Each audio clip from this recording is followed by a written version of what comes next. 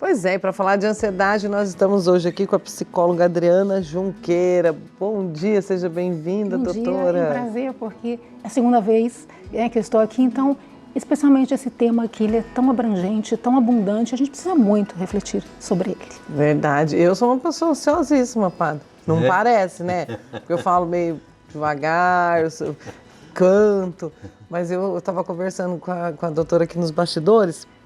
Eu sou daquelas pessoas assim, eu sento no computador ali para fazer meu servicinho, né? O serviço de trabalho com shows, assim, né? Começo a fazer uma coisa, eu lembro que eu tenho que fazer outra coisa, começo a fazer a outra coisa, e começo a fazer a terceira, a quarta. Quando eu vejo, já comecei umas 5 coisas diferentes e não terminei nenhuma. No mesmo momento ali que eu sentei no computador. Eu acho que isso é uma ansiedade muito grande, né, doutora?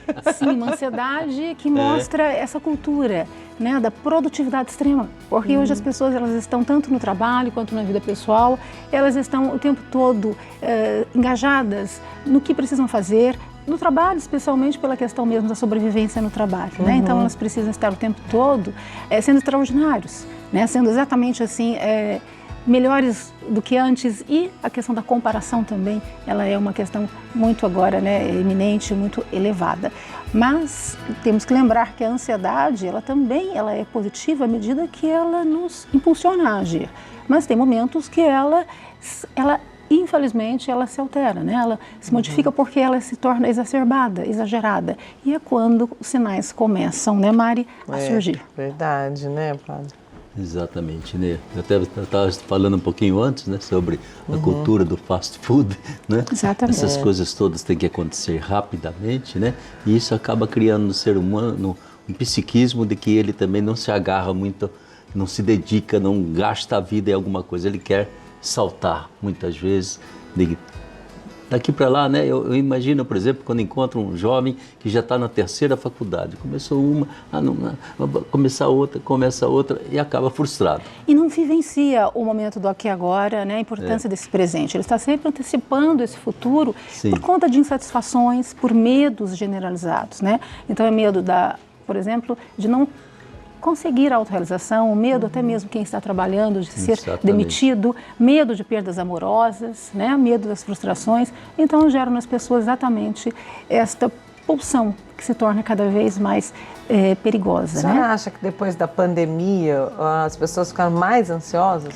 Sem dúvida, porque primeiro que a pandemia gerou um ambiente tóxico, né? Porque as pessoas, muitas foram demitidas e aquelas que permaneceram no trabalho, por exemplo, elas se tornaram pessoas que ficaram sobrecarregadas, né, no trabalho. Também na vida pessoal, sem dúvida alguma, porque existe todo aí um saldo, né, de lutos familiares, tantas pessoas que perderam seus entes queridos, então é lógico que elas trazem, sem dúvida, que todo esse referencial de dor, de tristeza, por conta mesmo dessas perdas que são inestimáveis. Verdade, claro, né? Padre, a gente tem um povo fala. Vamos chamar? O pessoal mandou perguntas para a gente. Mandaram perguntas para ela? Sim, não, vamos escutar então. Vamos assistir a primeira, vamos lá. O que ela está dizendo? Oi, sou Diana de Tenhandu. Gostaria de saber o que eu posso falar para uma pessoa ansiosa. A questão da pessoa ansiosa é ela buscar primeiramente reconhecer isso, porque a maioria não identifica, né, Mari?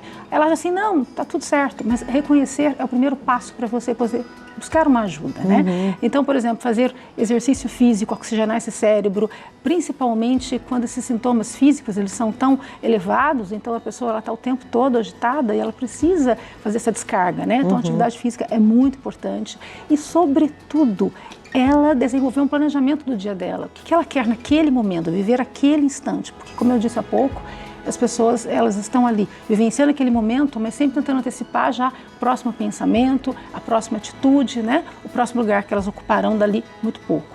Então, o que você precisa dizer é que essa pessoa precisa respirar, observar em que ambiente ela está, em que tempo ela está e viver aquele momento presente, né? Então, a gente tem que pensar o futuro, mas sem nos retirar do presente. Entendi. Né? Eu gostei do que a senhora falou, planejar o dia. Eu não faço muito isso. Acho interessante. Vou começar a fazer o isso. aproveitamento é melhor, né? O saldo é melhor. Quando você planeja o dia, você tem a perspectiva de utilizar aquele momento, por exemplo, se você está em casa, para aquelas tarefas domésticas, né? E aí você se desliga do trabalho, porque também né, a gente também vai falar da questão do trabalho, mas essa é uma questão também muito perigosa, do quanto as pessoas não estão conseguindo se desconectar do trabalho pós-pandemia. Tem medo de perder esse trabalho, esse emprego. Né? Com certeza. Então elas ficam estafadas e aí o estresse emocional é muito grande. Alguma pergunta, padre? Sim, eu creio que... eu acho que muitas vezes a ansiedade acaba conduzindo a pessoa a um estilo de vida meio superficial. É uma superficialidade, porque ela tem que pular quase constantemente de uma coisa para outra, né? Sem ter um foco que faça com que ela possa convergir em tudo que ela faz, né? Então, a vida, numa certa superficialidade, ela é frustrante. Você termina o dia, fiz um mundo de coisas e não fiz o que eu queria, não dei conta, né? Ela me traz uma certa frustração e já me prepara para uma ansiedade no dia que vem, porque ficaram faltando muitas coisas, sobraram para amanhã. Toca eu novamente enfrentar o meu dia de amanhã, achando que agora sim eu vou dar conta. Né? Então, a impressão que parece que não há um foco firme na vida da pessoa que centralize, que unifique tudo aquilo que ela tem que fazer, até o corre-corre dela, né? Mas tem um foco ali que realmente eu vou dar conta e dar certo, né? E é nesse ponto que eu vejo, por exemplo, essa dimensão daquilo que para nós velhos era alguma coisa importante, né? Eu me comprometo com você. E era um compromisso que não era por um dia, 2 dias, eu não vou trocar você por aquela outra pessoa. Eu me comprometo com a profissão que eu abracei, né? Eu resolvi ser padre, de vez em quando dá vontade de desanimar, não, eu abracei isso aí, eu vou até o fim, né? É mais ou menos como ser mãe, ser pai, vou até o fim, né? E eu acho que a gente entrou numa cultura que até pelos meios de comunicação, pela velocidade de tudo isso, sabe? A gente se perde, fica estonteado e muitas vezes o resultado é exatamente a ansiedade. Sem dúvida. Por isso que esse planejamento, ele trabalha exatamente esse investimento no que você pretende para a sua vida, né? No que você projetou para a sua vida. Porque a chave é justamente essa, é você entender a sua missão, as suas afinidades e dentro da vida profissional e da vida pessoal também, você cumpri-las de acordo com a sua vocação, de acordo com as suas potencialidades e durante esse processo você ir realmente alimentando as suas expectativas, mas cuidando também, porque as frustrações são perigosas e nos levam também ao estado de ansiedade. Mas ainda vejo que a questão maior da ansiedade é essa antecipação o tempo todo, porque as pessoas estão insatisfeitas em sua vida pessoal e profissional, né? As pessoas estão estressadas, as pessoas estão sendo cobradas, como eu falei, sempre sendo esperado, né, delas assim, uma atitude extraordinária, um projeto extraordinário, um resultado extraordinário,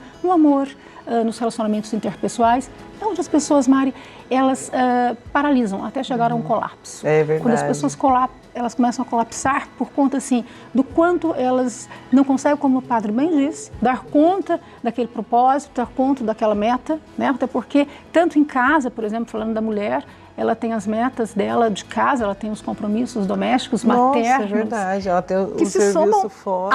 evidentemente, se somam, né, ao seu propósito profissional, onde as mulheres são muito cobradas. E às vezes acontece da criança ir mal na escola ou fazer uma falta de educação e a mulher, ela sobrecarrega também aquela...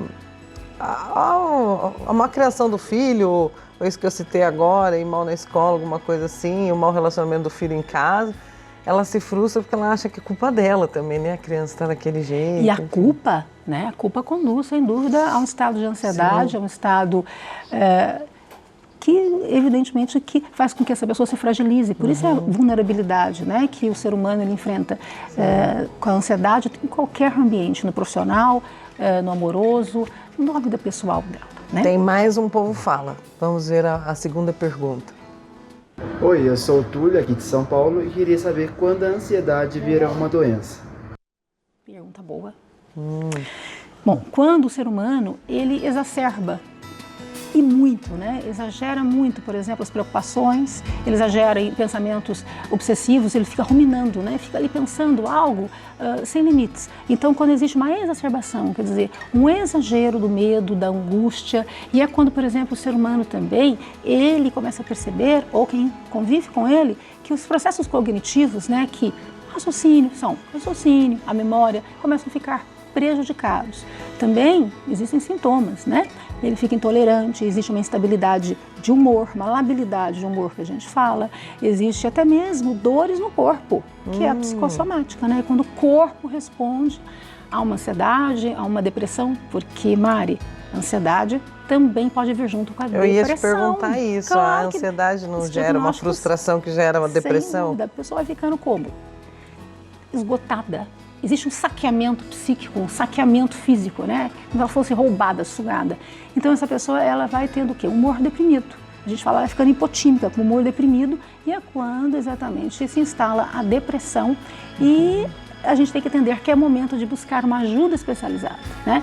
E até sugiro, faço uma orientação de que quando a própria pessoa que você lhe convive, ela não tem esse autocuidado, né? Como eu vim falar da outra vez, ela não tem esse auto-amor, que você a alerte, né? Quem convive, tanto no trabalho também. Existem maneiras bastante gentis, bastante cuidadosas, é empatia, né, Mari? Para você sugerir isso para a pessoa. Então é a exacerbação de preocupações e de angústias, né? É exatamente o estresse que a pessoa demonstra e que já indicam que ela precisa de um cuidado especializado, Mari. Com a certeza. psicologia e a psiquiatria estão aí Exatamente. justamente para dar esse amparo, esse suporte. Gente, você de casa, então se você sente ansiedade demais, todos os sintomas que a doutora falou, que a gente comentou aqui, procura um especialista aí na sua cidade, procura se cuidar. A melhor coisa que você faz por você, pela sua família, você vai ver você procurando uma ajuda médica e também um apoio espiritual, que é importantíssimo. Você vai ver como você vai fazer bem para você e para as pessoas em volta de você. Doutora Adriana, muitíssimo obrigada. Deus abençoe a senhora e obrigada pela visita. E a livre de toda ansiedade. Exatamente. Olha, eu agradeço e sugiro que aqui conversamos que seja praticado, né? Porque exatamente o autocuidado, o autoamor precisam caminhar juntos para que a gente possa cuidar da nossa saúde mental e buscar caminhos de autorrealização, né? E sempre que possível mantendo a empatia, contribuindo na vida das pessoas que estão adoecidas, né? Porque hoje a questão é muito essa. A sociedade, ela está adoecida e precisa desse amparo e um precisa ajudar o outro, né? Com certeza. Então, que vocês se cuidem com atividade física, com boa alimentação e, sobretudo, se monitorando. Isso é autoamor, isso é se cuidar bem. Exatamente. Obrigada, doutora. Querida. Muito obrigado, doutora. Obrigada, Viu? padre.